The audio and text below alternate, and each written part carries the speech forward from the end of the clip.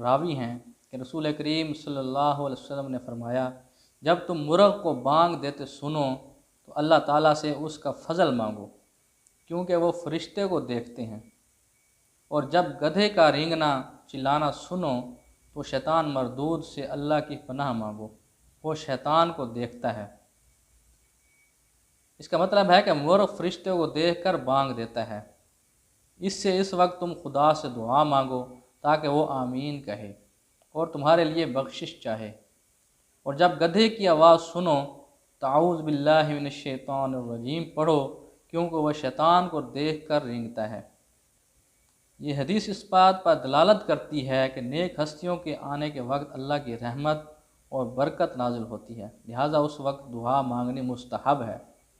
اس طرف اشارہ ہے کہ کافروں پر چونکہ اللہ کا غضب اور عذاب نازل ہوتا ہے، اس لیے کفار کے سامنے سے گزرنے کے وقت اللہ تعالیٰ کی پناہ مانگنا مستحب ہے، اس خوف سے کہیں ان بدبختوں کی نحوست اور ان کی برائی کے جراثیم ہم تک نہ پہنچ جائے۔ اللہ پاک اس پر عمل کرنے کی توفیق عطا فرمائے۔